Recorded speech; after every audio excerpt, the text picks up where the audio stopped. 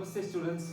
In this session I am going to teach how to practice your Swarasthana with the help of keyboard. This class is only for beginner vocal students. If you are an advanced vocal student, you don't need this.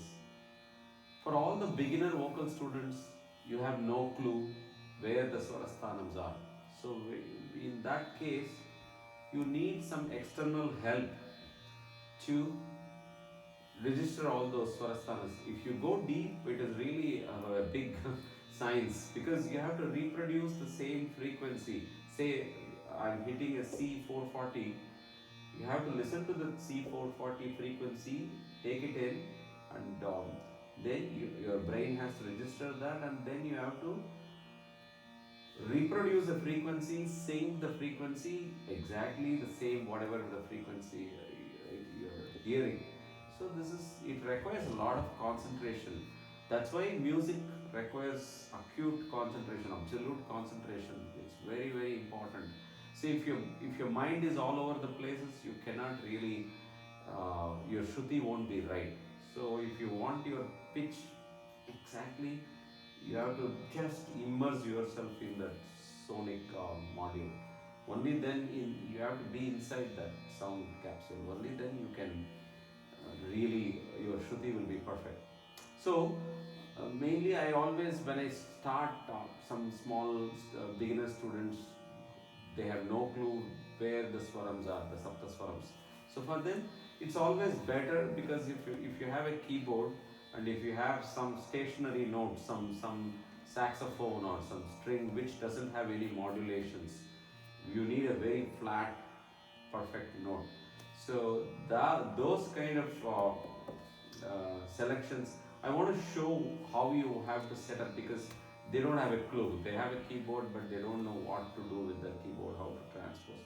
So there are a couple steps for you to get started. First thing is you have to know what shruti you are singing, and all my vocal lessons are in A sharp. My shruti is A sharp. I sing comfortably in A sharp. I can sing Tristai in A sharp. See, whoever can sing 3 octaves, that is the perfect shruti. I can sing 3 octaves in A sharp. I am very comfortable going the low sa, going to the high. So A sharp is my pitch. So all my lessons are in A sharp. And also it connects like D sharp is what I teach all the flute lessons. So A sharp and D sharp kind of relative.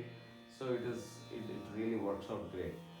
So now the keyboard is off, it's powered off. I'm going to show from the power on, and there is a camera which can show my fingers what I'm doing on the keyboard, so you can see it really well. So first thing, you plug this in, which is self-explanatory, I'm sure you'll understand that. So you power it and then turn it on. So then whatever Casio, Yamaha, it will show all the display. And then by default, all keyboards go to grand piano. That's the number one tone which any keyboard will give you. Everything will go to a grand piano. And then by default, all keyboards are set to go to C. So by default, it will be C440. 440 is that frequency. Always everything is tuned to 440. So we tune everything to that is somehow the industry standard. 440 is the right, because the piano is all 440. So A440, the violin, the EADG, they tune for 440 guitars. So it is a common thing which is kind of standardized. So 440 is the frequency. And there is a frequency called some celestial frequency, 443 or something, 446 or 44. I think 443. They call it as a celestial frequency or something like that. Because in that frequency, the music sounds really great. You can Google, or I can tell you exactly what frequency. I think it's 446 or 443, I'm not sure. But anyway, the regular industry standard is 440. Everything is in 440. So once I turn it on, it turns on and then it comes to grand piano. But I'm singing, if I'm singing in C, then I don't have to make any adjustments. But I am singing in A sharp. So I have to do a small setting adjustment here.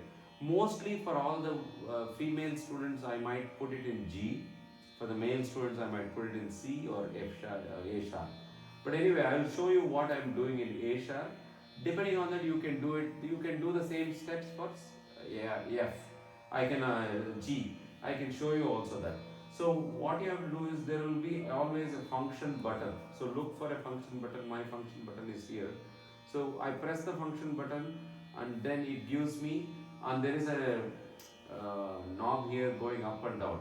So it's a song volume, and now I get a transpose button. So transpose is what you need.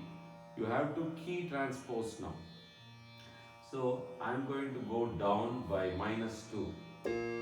So then my C became A sharp now. Because A sharp is 2 semitones down. So -2, so A sharp.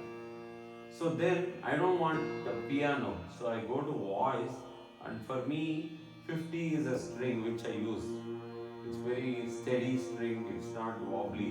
I don't want a wobbly one because that won't help for you. So now you can see this. So C, usually there will be now 1, 2, 3, 4, 5, 5.5 here. 6 octaves is usually a standard beat. But usually they say 5 octave keyboard. So I have 5 octaves here. So let me take from the standard mid octave.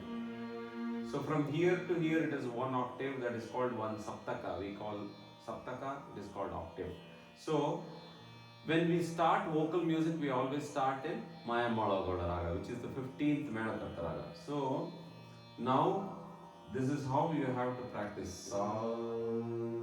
The C, the first white key, which is default for C, will become my Sa. I transpose this to A sharp, so A sharp and my Sa is same. Sa. Then this key, black key is D.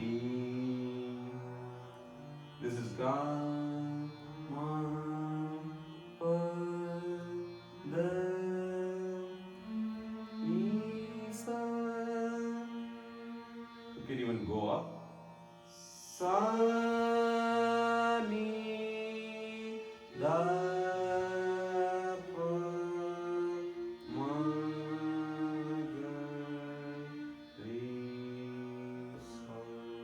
I generally like to give both octaves. It gives a lot of power and it gives a good feeling. Sa, Re, Ga, Ma, Pa, Da, Ni, Sa,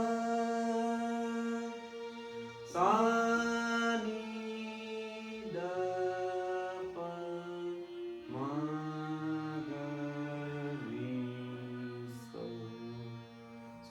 Put a blue tag with the painting tag also, and then write on it so that you can peel it off after you get used to it. Sa, Re, Ga, Ma, Pa, Da.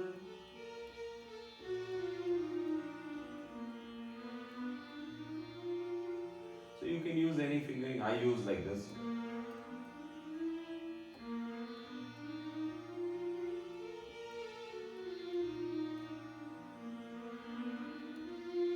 So you can go like this.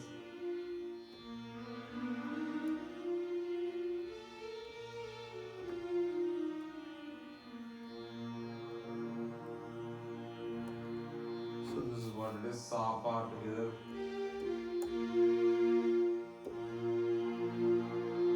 Gives a nice Shruti.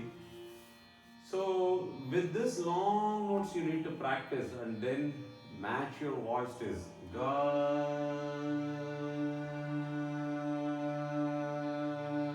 Take a fresh breath.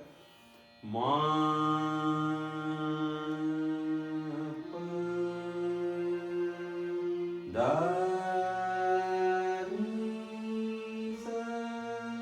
So like that. It's basic. If you know just a maneuver here with this, you can use 4 fingers. 1, 2, 3, 4. So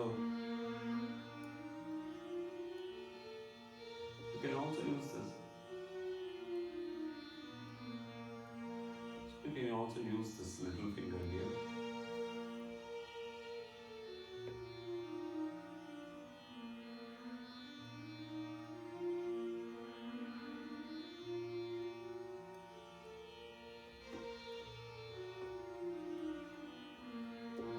So if you can manage this, if all this is difficult, you just use 2 or 3 fingers. Sa, re, ga, ma.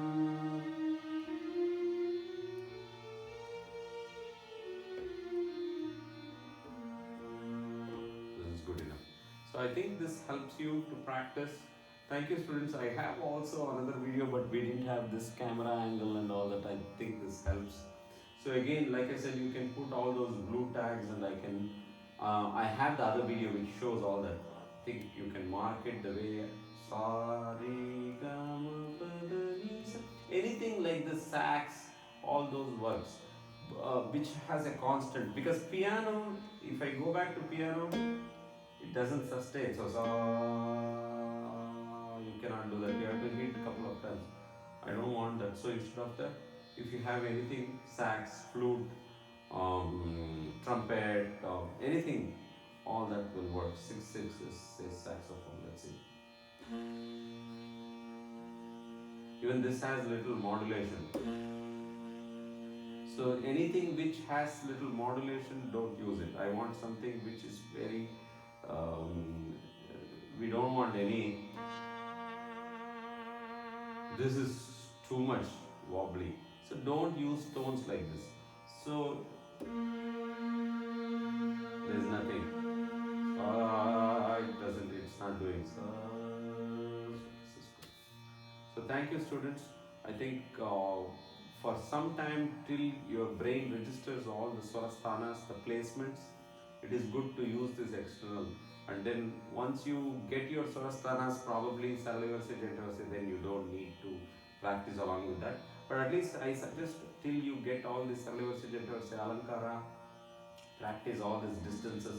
Sa, re, sa, ga, sa, ma, sa, pa, sa, da.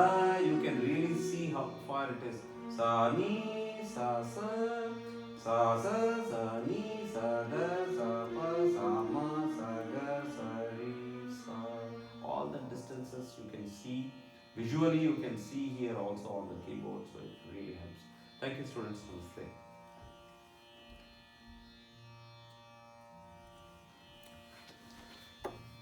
சரி sir இப்போ flute பண்ணிடலாமா?